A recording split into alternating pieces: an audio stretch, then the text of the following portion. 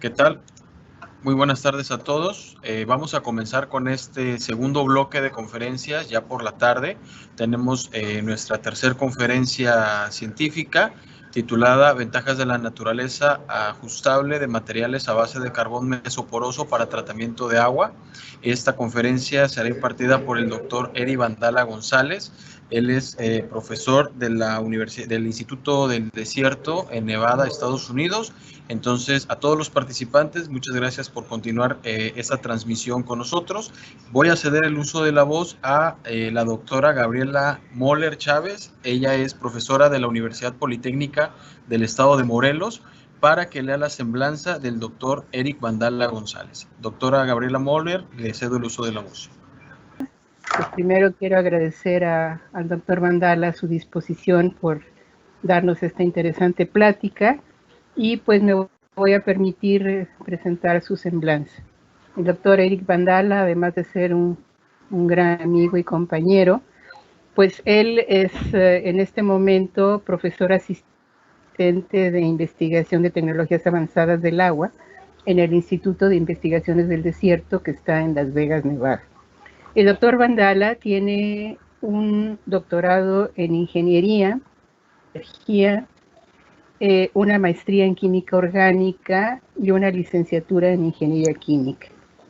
Sus intereses de investigación en ingeniería ambiental incluyen lo que corresponde al nexo de agua, energía y alimentos, a la seguridad del agua, al agua, saneamiento e higiene internacional, que es el IWASH, procesos avanzados de oxidación para la restauración ambiental, la síntesis y caracterización y aplicación de nanomateriales para la restauración ambiental, el desarrollo de metodologías de adaptación al cambio climático para la seguridad hídrica. El doctor Vandala es autor o coautor de 101 artículos revisados por pares, es decir, arbitrados, en revistas internacionales, con un factor de impacto promedio del 2020 de 4.6, con más de 3.240 citas, con índice H28. Él ha publicado 6 libros, también tiene 30 capítulos en libros y 65 trabajos publicados en actas de congresos internacionales. Sin más, nuevamente agradezco al doctor Vandala su participación y pues lo dejo para que nos platique. Muchas gracias. Muchas gracias, Gaby. Muchas gracias al comité organizador por esta amable invitación. A mí me resulta un placer muy grande el estar en compañía de todos ustedes.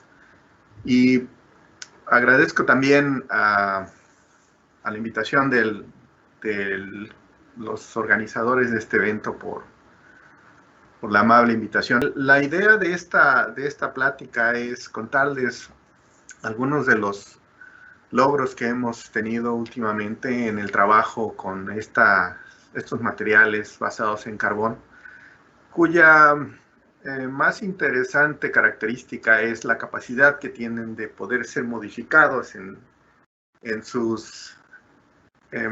naturaleza para poder hacer los cambios necesarios para que trabajen de la manera más adecuada. Así que lo que voy a hacer ahora es presentar una muy breve descripción de cuál es la estructura de la presentación y a continuación continuar con una introducción muy breve, que lo que tengo planeado es que sirva para contextualizar cuál es la problemática a la que nos vamos a referir en esta conversación. Y después entonces utilizar esta introducción para poder hacer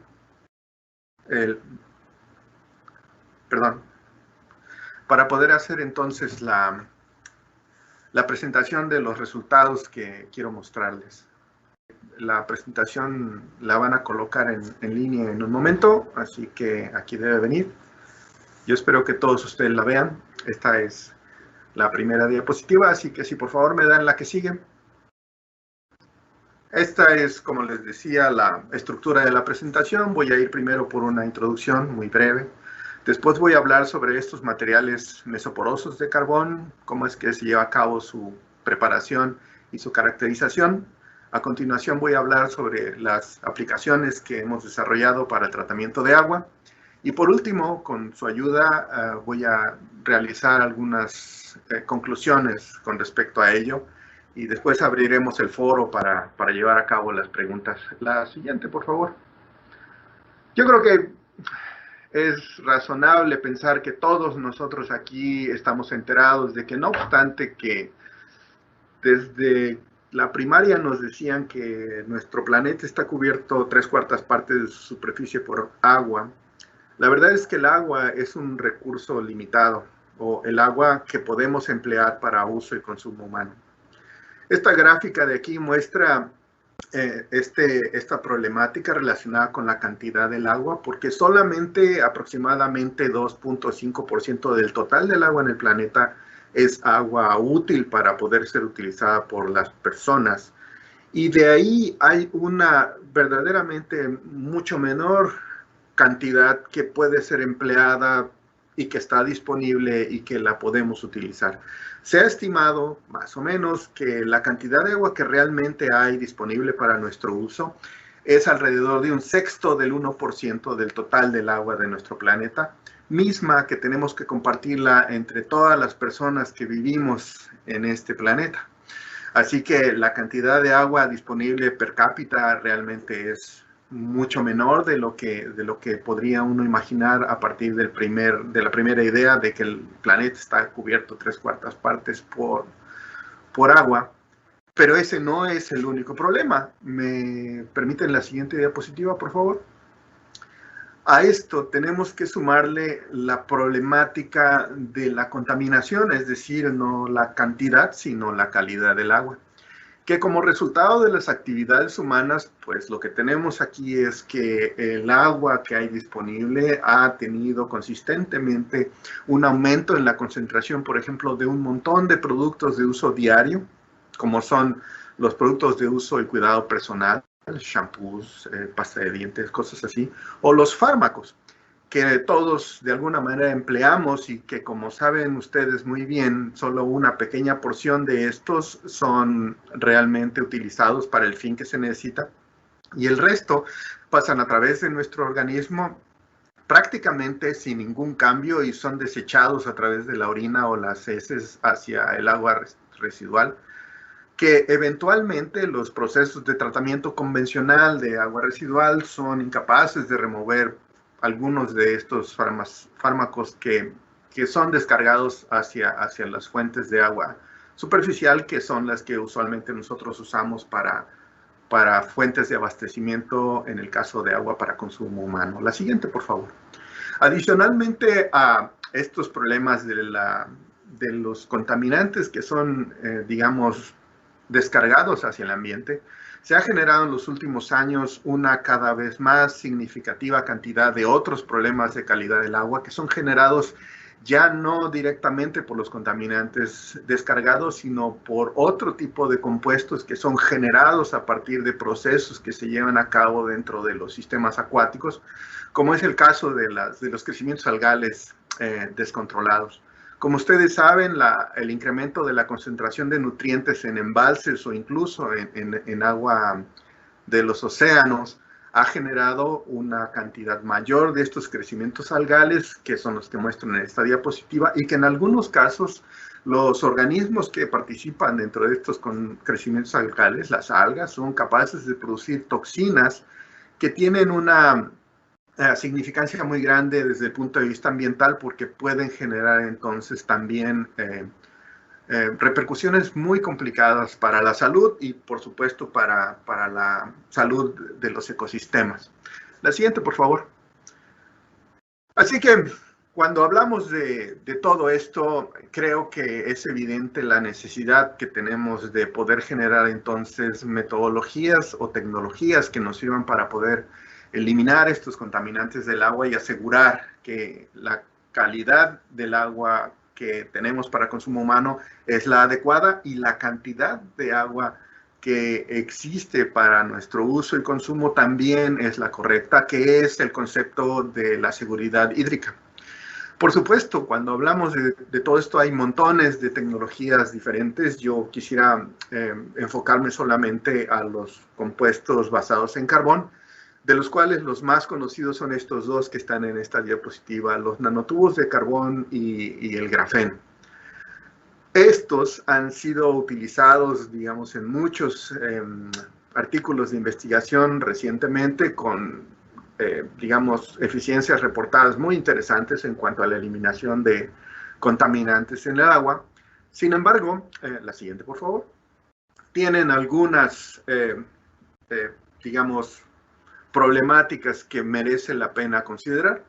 La primera de ellas es que se ha encontrado que algunos de estos materiales basados en carbón pueden tener una cierta toxicidad, como es el caso, por ejemplo, de los nanotubos, que ha sido reportado que bajo ciertas circunstancias pueden llevar a cabo, digamos, reacciones adversas, colaterales, en las cuales se ha identificado que pueden generar un daño hacia los organismos vivos en los ecosistemas. Y la otra, que creo que es muy importante también, está relacionada con su costo. Si a alguno de ustedes se le ha ocurrido comprar, digamos, 1 gramo de nanotubos de carbón, resultan significativamente caros, de tal manera que eso hace prohibitiva su aplicación masiva para el tratamiento de agua y sobre todo en países en vías de desarrollo donde digamos, los recursos que se pueden derivar para hacer este tipo de tratamiento, pues no suelen ser excesivos, sino todo lo contrario. La siguiente, por favor. Así que el día de hoy, el tipo de material de carbón del que me gustaría platicarles es uno que es conocido como biochar. El biochar es un material hecho a base de carbón que puede ser preparado a partir de materiales de desecho. Por ejemplo, en esta imagen que tengo aquí están utilizando pedazos de madera que son sometidos a un proceso de tratamiento que se conoce como pirólisis y que consiste en llevar a cabo el proceso de tratamiento térmico en ausencia o a bajas concentraciones de oxígeno para generar entonces un material a base de carbón, que es el que está puesto en la imagen de abajo a la derecha, que uno es, como decía, derivado de materiales de desecho. 2, prácticamente se puede generar a partir de lo que sea, puesto que en este mundo todo está hecho, o casi todo está hecho a base de carbón. 3, resulta sumamente barato. Solo para darles una idea, con lo que cuesta 1 gramo de nanotubos de carbón, puedes comprar 1 metro cúbico de este biochar. 4, ha sido usado profusamente en el pasado para llevar a cabo la mejora del suelo y últimamente se ha empezado a emplear como un sustituto, por ejemplo, de carbón activado, porque tiene una alta área superficial y una carga superficial significativa que ayuda a que su empleo como un absorbente sea bien interesante de cuidar y de revisar. La siguiente, por favor. Así que entonces, lo que voy a hacer ahora es contarles lo que nosotros hemos estado trabajando aquí en el DRI sobre cómo es que se producen y se caracterizan estos materiales a base de carbón. La siguiente, por favor. Gracias. Así que, en primera instancia, lo que nosotros encontramos en un artículo que publicamos el año pasado es que la capacidad de la superficie, digamos, para repeler o entrar en contacto con el agua, es decir, su hidrofobicidad, puede ser variada simplemente con hacer un proceso de tratamiento térmico adicional. En esta imagen que está puesta ahora en su pantalla, lo que muestro es la variación entonces en cuanto al ángulo de contacto entre las gotas de agua y la superficie del biochar. Por cierto, este biochar del que les estoy hablando fue producido a partir de madera de desecho. Aquí en los Estados Unidos hay una plaga que ataca los bosques de pino y que este bicho lo que hace es comer la parte interna del tronco y estropear los árboles. Y la madera queda ahí, no se usa porque, digamos, desde el punto de vista estético es mala porque tiene las líneas de donde el bicho escarbó sobre la madera, así que prácticamente lo que hacen es dejarlo ahí tirado. Así que este biochar es producido por una compañía que está en Colorado, que recolecta esa madera de desecho, la trocea y la somete a un proceso de tratamiento térmico, a la pirólisis que les contaba hace un rato. Así que, si ven en la imagen de la derecha, la imagen A se refiere al biochar, digamos, en el estado en el que lo tienen la compañía, en cómo lo producen. Y si se fijan, el ángulo de contacto es sumamente alto, puesto que en la figura de la derecha está por arriba de 120 grados. Solo para darles una idea, por debajo, por arriba de 90 se considera una superficie altamente hidrofóbica, por debajo de los 90 se empieza a considerar más hidrofílica, menos de 40 a 50 grados de ángulo de contacto es considerado hidrofílico. Entonces, como ven en la figura de la derecha, conforme el tratamiento térmico en horas que está en el eje X de la gráfica de la izquierda aumenta el tiempo, vamos pasando de un material con una superficie altamente hidrofóbica en la figura de la derecha nominada como A, hasta una que es sumamente hidrofílica en la figura H. Lo que tenemos entonces es que simplemente por un tratamiento térmico es posible cambiar, modificar esta superficie de tal manera que tengamos un material que puede interactuar más o menos con el agua y por supuesto la manera en cómo interacciona con los contaminantes también va a cambiar. Por ejemplo, si lo que tenemos es agua que tiene como contaminantes hidrocarburos, que los hidrocarburos también son altamente hidrofóbicos, entonces probablemente lo que convenga más es utilizar el biochar sin ningún tipo de tratamiento. Pero si por el contrario estamos trabajando con materiales que son altamente hidrofílicos, en ese caso quizá nos convenga más trabajar con una superficie hidrofílica, como es el caso del material con el tratamiento térmico durante 48 horas, que en este caso está denominado como H. Esta posibilidad de cambiar la naturaleza de hidrofílica o hidrofóbica de la superficie del material es muy interesante y en un momento más les voy a contar qué cosa es lo que hemos hecho para aprovechar esta característica. La siguiente, por favor. Esta es una imagen simplemente de qué cosa es lo que sucede o qué es lo que pudimos observar en el microscopio electrónico de barrido. Digamos que cuando comparamos en el lado izquierdo, las figuras de la columna A son sin el tratamiento térmico. En la columna B es después del tratamiento térmico durante 8 horas.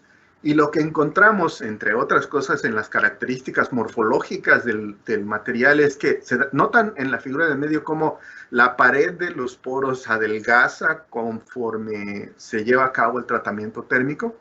Bueno, lo que sucede con esto es que además del cambio en la digamos, hidrofobicidad o hidrofilicidad de la superficie del material, también hay, muy interesante, un aumento del área del poro y una disminución de la pared de los mismos, de tal manera que hay un incremento del área superficial que también ayuda a mejorar las características del absorbente. La siguiente, por favor.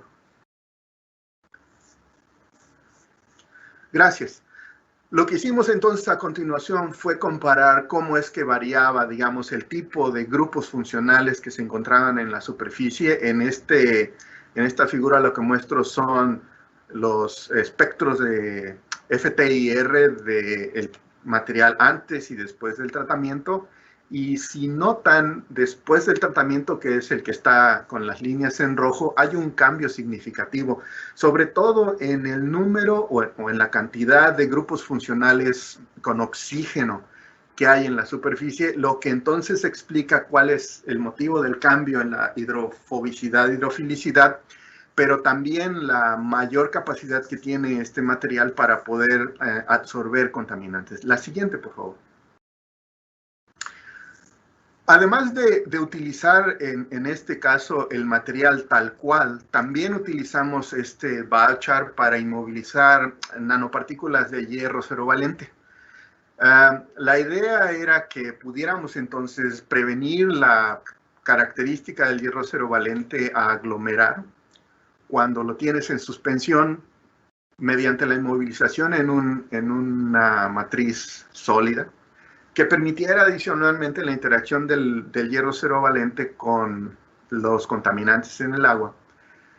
Y además de todo esto, ayudara a que la interacción entre los contaminantes y el hierro cerovalente o las nanopartículas de hierro cerovalente fuera más significativa que cuando tienes un sistema suspendido. Así que esta es una imagen del análisis por EDS de los materiales que había ahí, y lo que pueden ver es que el hierro se encontraba dentro de ello, además del carbón y algunos otros elementos que en este caso no vienen mucho al tema. La siguiente, por favor. Procuramos asegurarnos de que efectivamente el hierro, las nanopartículas de hierro cerovalente estuvieran ahí, movilizados en el biochar. Y en esta gráfica lo que muestro es cuál fue la cantidad de partículas de hierro cerovalente que pudimos inmovilizar dependiendo del tratamiento térmico que le dimos al material. Y si ven aquí, conforme el material se vuelve más hidrofílico, es decir, pasamos de la biochar cruda a 6 horas de tratamiento, 8 horas de tratamiento, 12 horas de tratamiento y 24 horas de tratamiento de izquierda a derecha en su pantalla, la cantidad de hierro cerovalente que se puede inmovilizar incrementa, que son esas como bolitas blancas que se ven en la superficie. Así que no solamente lo hace mucho más interesante para poder hacer el tratamiento utilizando el material tal cual, sino también aparentemente su uso como matriz para inmovilización de nanomateriales también cambia y mejora con respecto a sus capacidades hidrofílicas o hidrofóbicas en la superficie. La siguiente, por favor. Adicionalmente a esto, hicimos un análisis elemental de los componentes de lo mismo, solo para asegurarnos de que el hierro estaba ahí. Así que esta gráfica o esta imagen lo que muestra es la composición de carbón, oxígeno y hierro. En el caso particular, que son los rojos que están ahí puestos, de donde vimos que las partículas de hierro cerovalente estaban dispersas en toda la superficie, que es justo lo que uno quiere, porque así la interacción entre los contaminantes y el catalizador, en este caso de la reacción, se vuelve más íntima y tenemos un proceso mucho más eficiente, ¿cierto? La siguiente, por favor. Solo para darles una idea, estas como astillas que se ven ahí en la figura de arriba a la izquierda, en la A1, es como se veía la partícula del biochar con el hierro cerovalente alrededor de todo ello. Y es simplemente para mostrar que sí había realmente una cubierta de hierro cerovalente sobre toda la superficie del biochar, que después les voy a contar cómo es que lo utilizamos para dar el tratamiento del agua. La siguiente, por favor. En fin, otra de las cosas que teníamos que probar es que efectivamente hubiera hierro cerovalente. Como ustedes saben, el hierro cerovalente es sumamente inestable, entonces no es fácil de lograr. Así que lo que hicimos fue un análisis de EPS, que es el que está en las gráficas de la derecha, para mostrar todas las especies de hierro que habían ahí, y estoy seguro de que ustedes pueden notar que ese pico por ahí de los 720 electron volts es el referido al hierro cerovalente. Así que lo que concluimos en ese trabajo fue que había un core de hierro cerovalente rodeado de algunos óxidos de hierro diferentes como están descritos ahí, que podría ser capaz de reaccionar con los contaminantes. Y la siguiente, por favor. Ahora me gustaría contarles cómo fue que se utilizaron todos estos materiales para su aplicación en el tratamiento del agua. La siguiente, por favor. Bien, este es, por ejemplo, una gráfica que muestra cómo se comporta el material de carbón, el biochar que les estaba contando, dependiendo de el tratamiento térmico que se le haya dado para, en este caso, la absorción de un fármaco que es el acetaminofén. Lo que muestro aquí es, por supuesto, que cuando no ponemos ningún absorbente, pues no ocurre nada, que es la línea negra de hasta arriba. Después, cuando no se le da tratamiento térmico al material, que es la línea naranja, prácticamente no hay cambio. Realmente sí hay un proceso de absorción, pero es prácticamente insignificante. Y después comparo qué pasa con el tratamiento térmico a 300 grados durante 3 horas y media, 8 horas y 24 horas. Es notorio cómo el tratamiento térmico mejora las características del absorbente, pero sin embargo, cuando cambias de 3 horas y media a 8 horas a 24 horas, realmente la variación en la eficiencia de absorción para el acetaminofén en este caso no es tan grande. Así que lo que concluimos fue que quizá deberíamos escoger ahora en función de la cantidad de energía que se necesita utilizar para crear el material. Y puesto que para 3 horas y media no era tan bueno y la diferencia entre 8 horas y 24 horas era prácticamente nula, entonces decidimos usar el tratamiento térmico de 8 horas para ahorrarnos otras 16 de tratamiento, que nada más hace que sea muy poca la mejoría. Así que la siguiente, por favor. Lo que hicimos a continuación fue probar cómo es que la carga del absorbente tiene efectos sobre la eficiencia del proceso de tratamiento, y lo que muestro aquí son las líneas de la cinética de absorción, de donde lo que probamos fueron diferentes cargas. La línea de hasta arriba es cuando no pusimos nada, y después aumentamos la carga de 0.5, 1, 2, 4 y 6 gramos por litro para la absorción del acetaminofén. Y como era de esperar, cuando llegamos a la carga más alta, que es la línea café de hasta abajo, pues lo que observamos es que hay una absorción muy rápida, digamos por ahí del 70% o algo así dentro de los primeros, o casi 80% en los primeros 10 minutos, y después de 90 minutos es prácticamente alcanzado el equilibrio. Así que lo que tenemos aquí es entonces un sistema que es capaz de eliminar acetaminofén del agua de manera, digamos, bastante eficiente. Estos son solamente las isotermas de absorción. Ya no seguimos probando esto para este artículo, al menos utilizando columnas, pero sería bien interesante el poder hacer esto eventualmente para tener parámetros de escalamiento, digamos. La siguiente, por favor.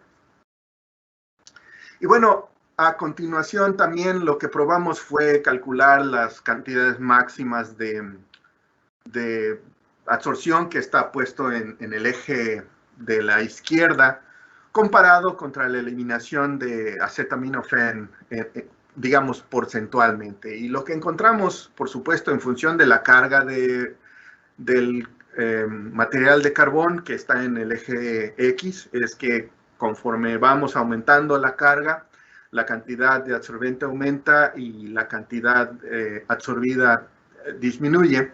Esos puntos marcados con las flechas ahí en rojo es porque probamos, entonces todo esto es con agua desionizada, probamos el efecto de iones, de la fuerza iónica. Creo que tengo los resultados a continuación. La siguiente, por favor. Aquí está, donde probamos el efecto de los cloruros, carbonatos y nitratos, y después su combinación. Y lo que encontramos es que sí hay un efecto significativo de la fuerza iónica, porque como pueden ver, la línea de hasta abajo, la línea negra, es cuando se usa agua desionizada, y conforme empezamos a mezclar otros iones, entonces hay un efecto significativo que reduce la capacidad de absorción del acetaminofén. Así que hay que ser muy cuidadoso de que cuando se trabaje, digamos, con agua real, los iones como estos o su combinación pueden tener un efecto sobre ello, y hay que considerar esto para el escalamiento del proceso. La que sigue, por favor.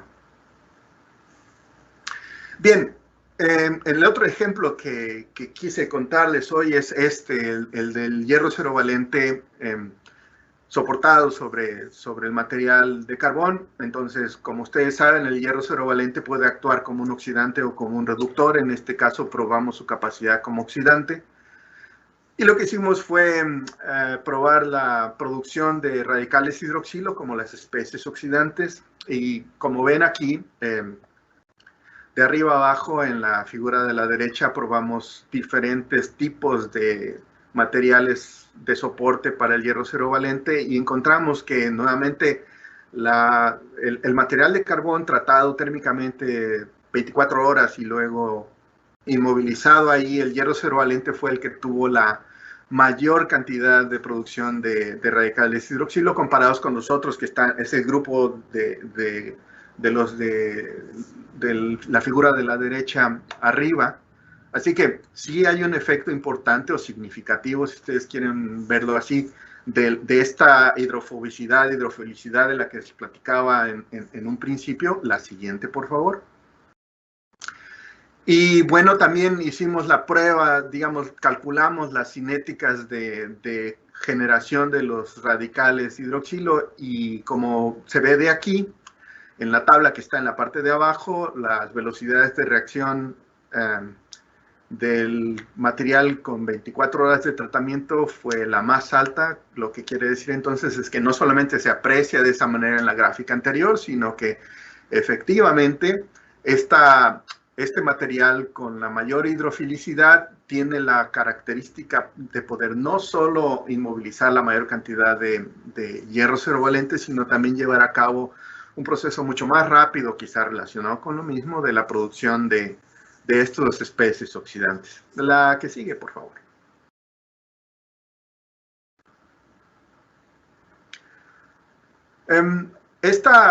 Este material en particular lo probamos en la oxidación de tricloroetileno, que como ustedes saben es un contaminante que se ha hecho, digamos que, muy común en diferentes sitios, y esto es porque el tricloroetileno, por ejemplo, lo utilizaban para lavar la maquinaria, y una vez que se había utilizado, pues todo eso se lava y lo tiraban directamente hacia el suelo. De tal manera que hay en muchos sitios una problemática de contaminación en cuanto a tricloroetileno en los mantos de agua subterránea. También el tricloroetileno era sumamente ampliamente utilizado en las tintorerías para hacer los procesos de lavado en seco, que de cualquier manera también, antes de que estuviera regulado, pues todo eso iba a dar al patio de atrás de las tintorerías. Así que en este caso, este proyecto fue financiado por el Departamento de Energía, porque el Departamento de Energía aquí en Estados Unidos tiene montones de sitios donde se ha generado una gran contaminación subterránea y el agua subterránea que fluye hacia los ríos entonces está arrastrando el tricloroetileno hacia las fuentes de agua superficial. Así que lo que nosotros propusimos fue utilizar este hierro cero valente soportado sobre el material de carbón que les platicaba hace un momento que sirvió y dio muestras de generar una cantidad significativa de radicales hidroxilo para poder llevar a cabo la degradación del tricloroetileno. Y para esto, por supuesto, pues lo que decidimos hacer fue utilizar el material que funcionó mejor, que es el que tenía el tratamiento después de 24 horas a 300 grados, en el cual se había inmovilizado el hierro cero valente. Entonces, la figura de arriba a la izquierda muestra la comparación entre el proceso que se lleva a cabo con el material tratado después de 24 horas con y sin el hierro cero valente inmovilizado. La línea de arriba, la línea verde, es el material solo y la línea azul de abajo es el material con el hierro cero valente. Entonces, lo que encontramos es que el material con el tratamiento térmico es un muy buen absorbente también solo. Sin embargo, cuando tiene el hierro cero valente adicionado, tiene algunas ventajas. Es mucho más rápido, por lo menos en los primeros minutos. Si se fijan en el eje de las X, Los tiempos de tratamiento son realmente cortos, 20 minutos en todos los casos. Así que la degradación de esto, por ejemplo, que se coloca en la figura de abajo, en la figura B, tiene mucho que ver con el pH. Si se dan cuenta ahí, a pH 7 tiene, digamos, un valor. Cuando el pH sube arriba de la neutralidad, entonces hay un efecto ahí significativo, pero mientras se mantenga en pHs ácidos, el proceso de tratamiento es bastante rápido. Después de 20 minutos se puede llegar a algo así como el 85% de tratamiento. Nada más para darles una idea, en media hora todo el tricloroetileno está completamente oxidado. Y bueno, lo que probamos también fue cómo es que podía afectar al tratamiento la presencia de materia orgánica, y eso está puesto en la figura de arriba a la derecha, la figura C. De lo que se encontró sorprendentemente es que la presencia de materia orgánica no inhibió el proceso de oxidación como esperábamos, que funcionara como un competidor por los radicales hidroxilo, sino que todo lo contrario, lo mejoró. Y cuando había, digamos, ya sea 12.5 o 25 miligramos por litro de materia orgánica, el proceso de tratamiento fue aún más rápido que cuando no había ningún tipo de materia orgánica. Nosotros creemos ahora, y esto no es algo que lo hayamos inventado, sino hay varios trabajos que reportan que la materia orgánica puede servir como un estabilizador de los radicales hidroxilo o bien ayudar en el proceso de generación de otros tipos de radicales libres que pueden funcionar como oxidantes, ayudando entonces al tratamiento del compuesto. Así que creemos que esta puede ser la razón de que hayamos encontrado que cuando agregamos la materia orgánica el proceso haya mejorado, pero sin embargo son buenas noticias, porque esto quiere decir que en el caso de las aplicaciones reales, el agua subterránea puede arrastrar alguna concentración de materia orgánica, o bien cuando llega a las fuentes de agua superficial, mezclarse con agua que tenga materia orgánica, de tal manera que si se piensa en la aplicación de todo esto a escala real, la materia orgánica no va a funcionar como un inhibidor, sino quizá o bien no haga ningún efecto o bien ayude a mejorar la velocidad de la reacción, cosa que pues siempre es bienvenido. Cualquier ayuda viene bien. La siguiente, por favor. Calculamos entonces de nuevo las cinéticas de degradación y bueno, esta gráfica o esta diapositiva lo que muestra son los resultados de todo eso. No voy a simplemente llamar su atención sobre cómo es que la cinética de primer orden ajusta bastante bien, y que bueno, en este caso utilizamos para el proceso de absorción los modelos de Lagergren, y que bueno, al parecer el sistema aquí se ajusta mejor con una cinética de pseudo segundo orden. Creo que no me acordé de poner las cinéticas químicas en todo esto, pero lo que les puedo contar es que se pudo hacer un modelo cinético que podía, digamos, ayudarnos a predecir los resultados y generar un conocimiento adicional. La siguiente, por favor. Y pues me gustaría entonces, junto con ustedes, concluir toda esta plática. Así que, para concluir, lo que me gustaría decir es, estos materiales a base de carbón son bien interesantes porque, bueno, se ha encontrado que son bastante eficientes para diferentes usos, entre ellos para el tratamiento del agua. Sirven como absorbentes, sí, pero también tienen otras oportunidades, como puede ser, por ejemplo, el uso de los materiales para inmovilizar otro tipo de nanopartículas que puedan reforzar su actividad y mejorar su actuación.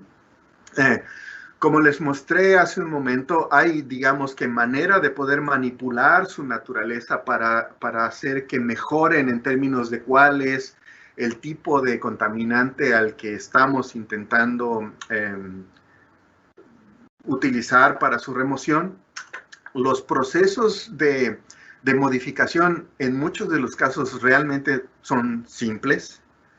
Por supuesto, el inmovilizar las nanopartículas de hierro cero no es tan fácil como parece, pero ese fue nada más, digamos, un experimento. Pero los otros de los que estaba hablando, por ejemplo, el tratamiento térmico, pues es tan simple como ponerlo en un horno por un tiempo y después utilizar el material. Así que eso puede, digamos, que ser de mucha ayuda.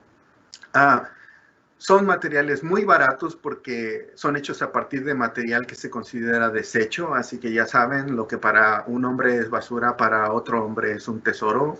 Aprovechemos ese tesoro.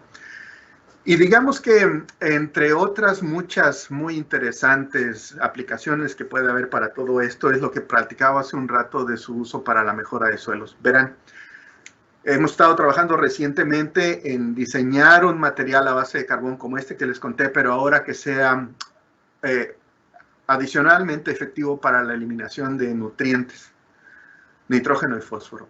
Hasta ahora los resultados que tenemos, y otro día que me inviten a platicar con ustedes les cuento, hemos encontrado que haciendo modificaciones muy simples se puede mejorar el material de tal manera que el que tenemos ahora funciona 5 veces mejor que el material sin tratamiento para la eliminación de nitratos y fosfatos. Lo que encontramos es también que este material lleva a cabo quimiosorción, no fisisorción. Así que una vez que el material atrapa los nitratos y fosfatos, ya no los deja salir. Eso puede ser un problema porque, por ejemplo, reactivar el material es muy complicado. Para romper esa quimisorción se necesita llevar a cabo procesos térmicos que requieren mucha energía. Así que eso como que nos tenía medio tristes, pero después lo que se nos ocurrió fue, ok, pero ¿qué tal si en lugar de querer quitar los nutrientes, lo que hacemos es, una vez que el material está exhausto, lo utilizamos como un fertilizante? Y hay reportes donde se ha encontrado que este tipo de materiales, debido a su porosidad y todas estas características que les mostré hoy, pueden funcionar como fertilizantes que liberan los nutrientes lentamente, de tal manera que no permiten que haya un arrastre de los nutrientes por el agua, que ese es uno de los grandes problemas que hemos tenido con los fertilizantes sintéticos. Perdón, ya voy.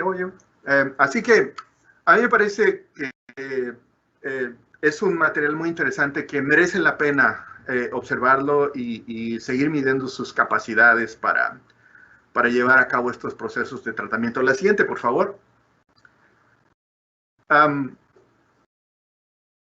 Antes de terminar con esta plática, quiero agradecer, y a quienes debo empezar por agradecer es a aquellos que pusieron la plata para que nosotros nos divirtamos. La siguiente, por favor. Por supuesto, también a mis colaboradores, estudiantes del pasado y colegas aquí y en México y en muchos lados con quienes he tenido la fortuna de trabajar. Y por último, la siguiente, por favor. Agradecer a todos ustedes por su atención. Muchas gracias por su atención. Ahí están mis datos de contacto. Me va a dar mucho gusto entrar en comunicación con alguno de ustedes. Hay una última diapositiva que, si me ayudan nada más a ponerla rápidamente, son las referencias de los artículos que les decía, por si alguno de ustedes puede estar interesado. Eso se queda con los organizadores para que ustedes puedan tener acceso. Ahora sí, regresen a la anterior para que pueda yo despedirme. Así que eso es. Me gustaría abrir el foro para preguntas. Me va a dar mucho gusto ahora platicar con ustedes. Muchas gracias. Muchas gracias, doctor Eric Vandala. Bastante interesante cómo algo tan simple y tan abundante que puede ser el carbón tiende y sigue siendo versátil hasta nuestros días, ¿no? Desde siendo una fuente de energía a ser un material que sirva para el control de algunos contaminantes. Bueno, hay varias preguntas en el chat que nos han hecho llegar algunos de los participantes. Me voy a permitir leer algunas de ellas. Voy a tratar de intercalar un poco el orden. Por ejemplo, una primera pregunta que le hacen, doctor Eric, es ¿qué otras alternativas o usos se podría tener al emplear el biochar? y no solo para el tratamiento de las aguas. ¿Se ha probado en otros procesos como la biorremediación? Sí, la respuesta es sí.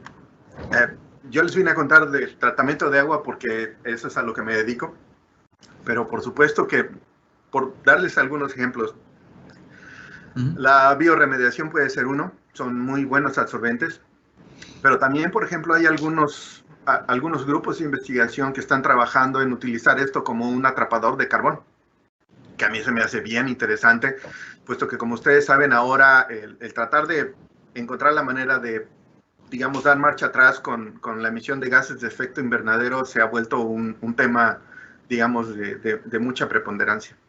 En particular, no obstante que me parece bien interesante, yo de eso no sé, pero seguro que puede ser, digamos, que una manera muy, muy atractiva de poder utilizar todo esto. Otra idea, por si acaso están ustedes a la caza de ideas que hay para su uso, es, por ejemplo, para la minería. Como ustedes saben, este tipo de compuestos que tienen la capacidad de atrapar, digamos que en este caso, iones metálicos, por ejemplo, puede ser muy interesante no solamente para el tratamiento del agua residual o para la restauración de sitios contaminados, sino para el enriquecimiento de algunos minerales de interés que a la industria minera le pudieran, digamos que generar una mayor ganancia. Entonces, déjenme darles un ejemplo. Aquí en Nevada está la única mina de litio en todo el continente americano. Y resulta que, como ustedes saben, el litio es ahora, yo creo que más valioso que el oro, porque pues, hay una necesidad de litio enorme debido a la producción de baterías para autos eléctricos hechas de litio.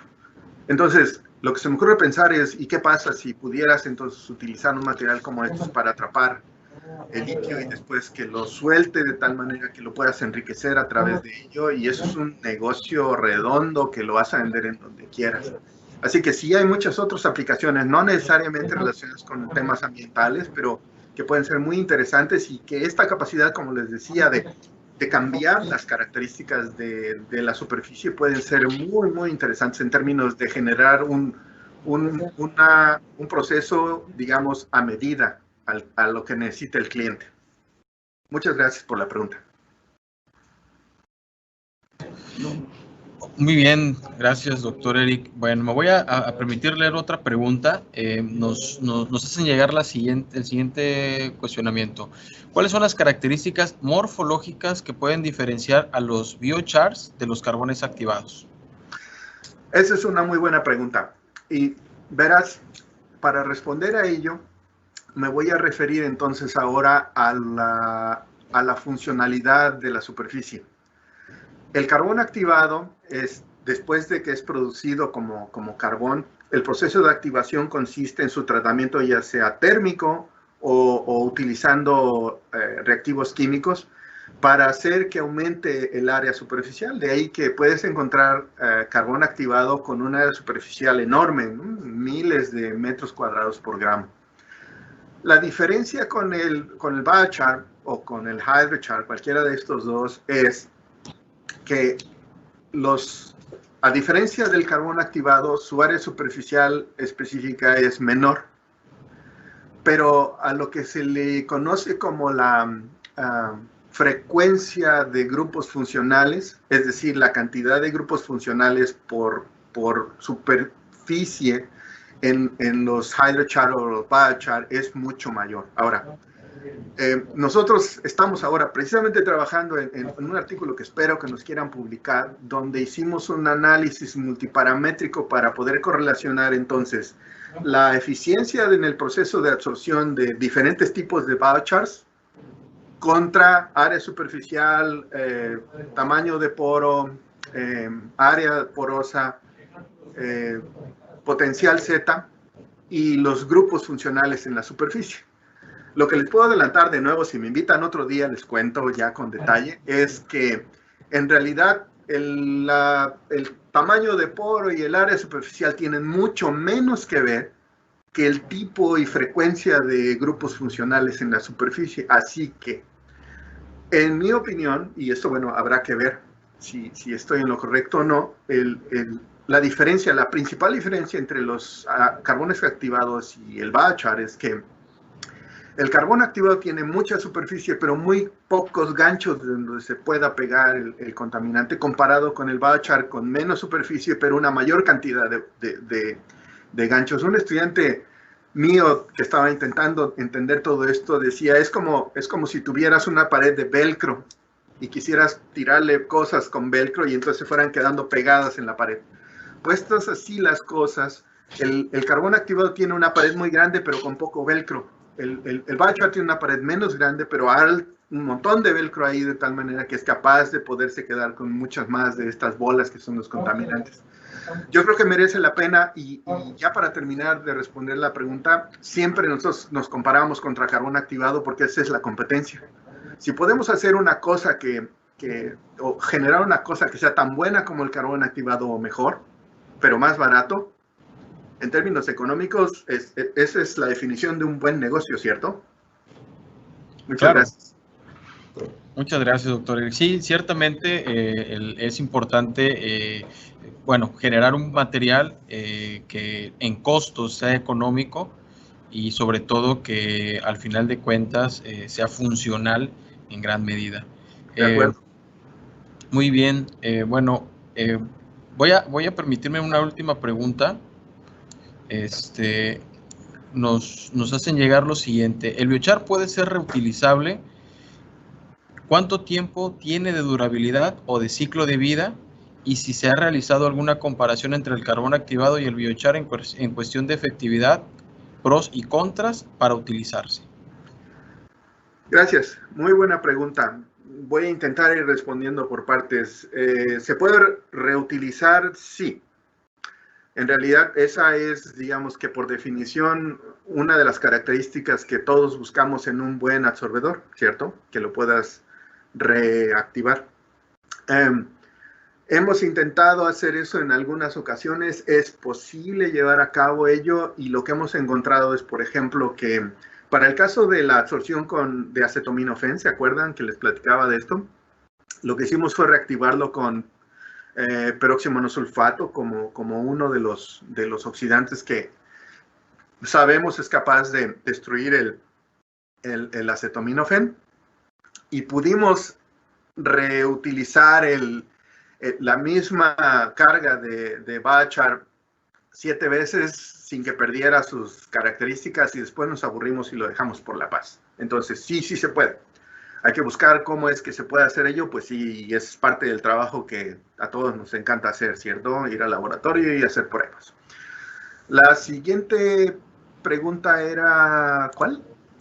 La segunda pregunta, en la misma pregunta, sí.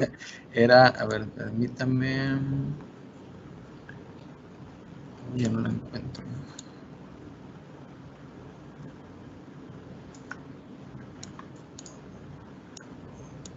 Me acuerdo que una de ellas era si hemos probado compararlo contra carbón activo. Sí, contra carbón activado.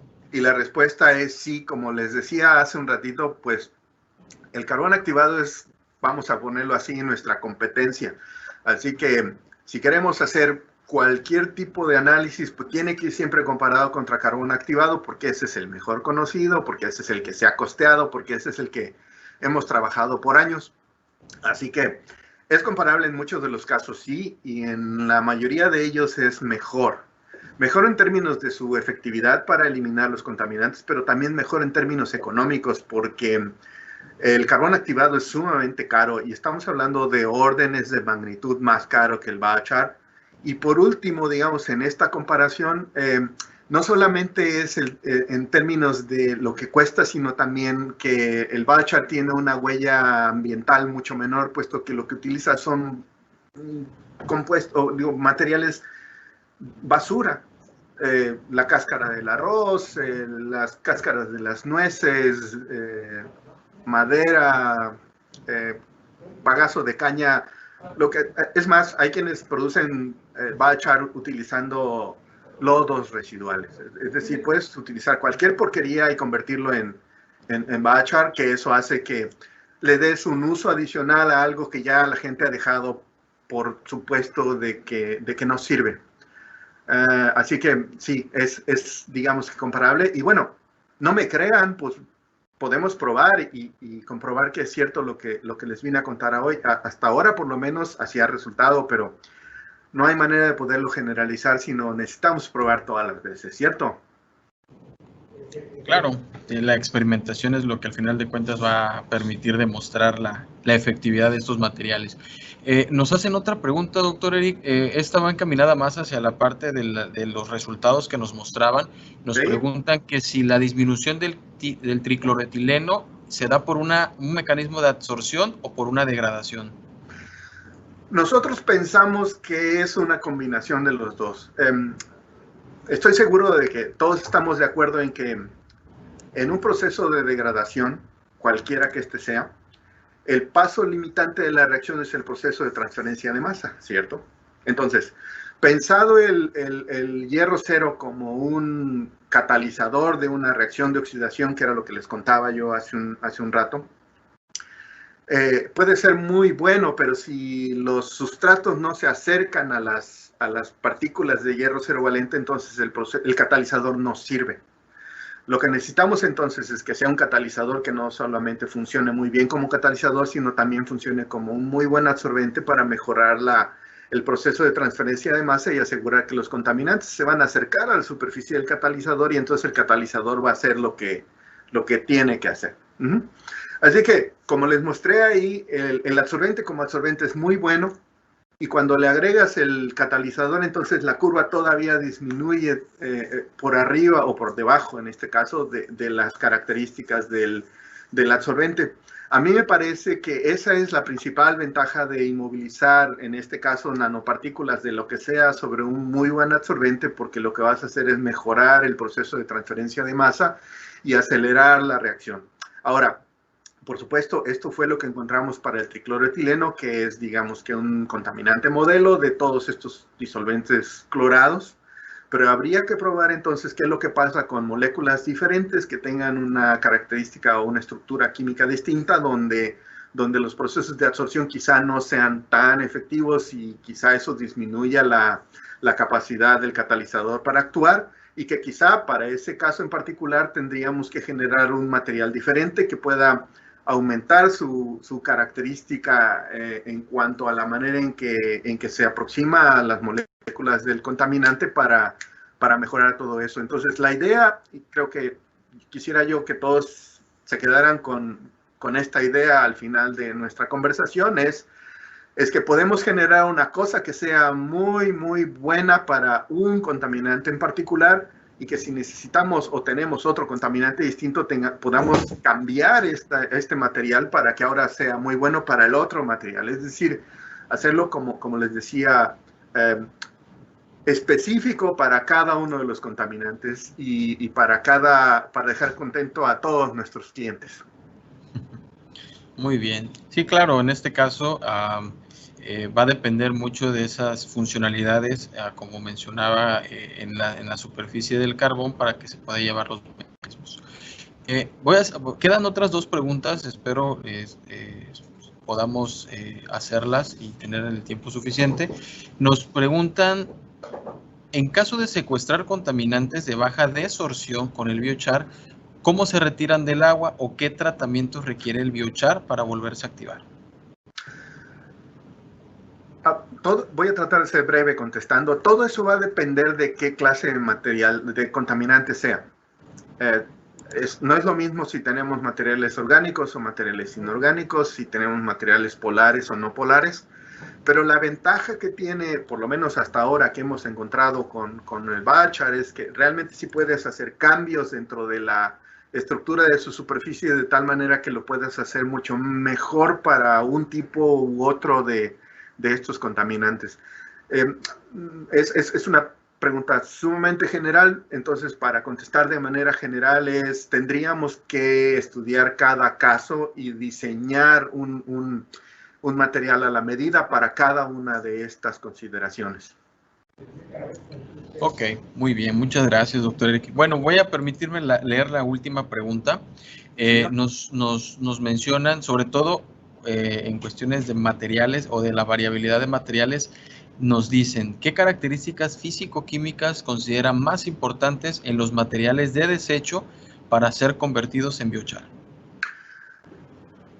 En particular, pareciera ser que hay una correlación entre la estructura de celulosa de los materiales de desecho, sobre todo materiales agrícolas o de desecho agrícola, con la capacidad que tienen los materiales resultantes como absorbentes o para sus aplicaciones futuras en cuestiones ambientales, en manera general. Ahora, hay probablemente muchas otras que tienen que ver, pero la verdad es que esto no ha sido estudiado y me gustaría llamar a la atención sobre un tópico de interés que no hay mucha información al respecto, como una posible línea de investigación a futuro, porque realmente para contestar esta pregunta no hay suficiente información ahora. Yo creo que merece la pena, por supuesto, seguir pensando al respecto e incluso quizás someter una propuesta para hacer un estudio en función de una comparación entre las características del material de partida y las características del material generado después del proceso de pirólisis, por ejemplo, en este caso, que pudiera ayudarnos a incluso seleccionar el material desde los materiales de inicio, que sería bien interesante, ¿no? Dependiendo de cuál sea el contaminante que quieres remover. Pero no hay esa información, así que para quien preguntó esto, adelante, ese es un estupendo tópico de investigación. Vale, muchas gracias, doctor Eric. Bueno, en este caso cerramos con esta última pregunta, este mecanismo. Me voy a permitir cederle el uso de la voz a la doctora Gabriela Moller para que nos dé unas palabras de despedida de esta conferencia, esta tercera conferencia científica. Doctora Gabriela Moller tiene el uso de la voz para despedir a nuestro ponente.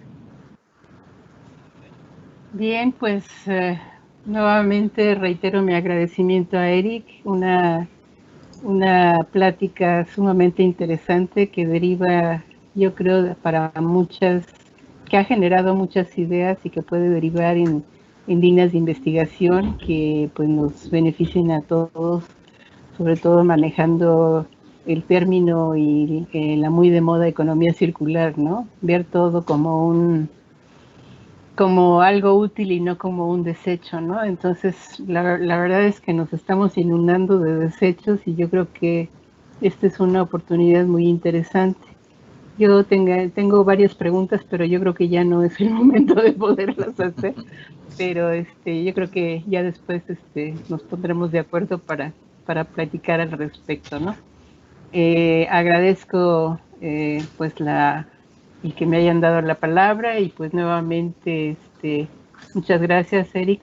Seguramente que en cualquier otro evento vamos a invitarte porque tienes mucho que compartir con todos los jóvenes, con todos los jóvenes investigadores y yo creo que eso es algo muy importante y yo creo que la única manera de poder avanzar es tener una colaboración interinstitucional, internacional, y pues que cada quien pueda aportar su granito de arena para poder pues seguir adelantando y avanzando en todo esto que nos gusta tanto, ¿no? Agradezco mucho y pues muchas gracias. Muchas gracias, Gaby, muchas gracias a todos por su atención, me dio mucho gusto platicar con ustedes, espero que no sea la última vez. Muy claro bien. Que no. Muy bien, le tomamos la palabra, doctor Eric, lo vamos a agendar para las demás conferencias. Bueno, me voy a permitir en este momento, de manera simbólica, vamos a hacer la entrega de la constancia al doctor Eric Vandala González como conferencista magistral en el segundo encuentro internacional de jóvenes investigadores en evaluación y tecnología ambiental. La entrega el Cuerpo Académico de Evaluación y Tecnología Ambiental, la Asociación Interamericana de Ingeniería Sanitaria y Ambiental y la Asociación Mexicana de Ingeniería, Ciencia y Gestión Ambiental. Firma la constancia el presidente del cuerpo académico, el director de nuestra División Académica de Ciencias Biológicas, nuestra institución de adscripción, el presidente de AIDIS y el presidente de AMICA, al doctor Eri Vandala González, por la conferencia Ventajas de la Naturaleza Ajustable de Materiales a Base de Carbón Mesoporoso para el Tratamiento de Agua. Muchas gracias, doctor Eric. Estamos bastante agradecidos y reitero que le vamos a tomar la palabra para además otras conferencias posteriores. Y también, aprovechando el momento, vamos a leer la constancia que entrega el comité organizador, el Cuerpo Académico de Evaluación y Tecnología Ambiental, la AIDIS y la AMICA, en este caso a la doctora Gabriela Moller Chávez, como organizadora en el segundo Encuentro Internacional de Jóvenes Investigadores en Evaluación y Tecnología Ambiental. En este caso, la doctora Gabriela Moller fue nuestro enlace para poder contactar al doctor Eric Vandala y, bueno, hacer posible la realización de esta conferencia. Entonces, muchas gracias, doctora Gabriela Moller. Estamos bastante agradecidos con su apoyo en este evento y, bueno, esperamos también contar con su colaboración en eventos posteriores.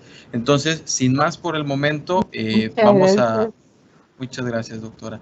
Vamos a dar por finalizada esta tercera conferencia en nuestra sesión de la tarde de este jueves. Entonces, a todos los participantes, muchas gracias.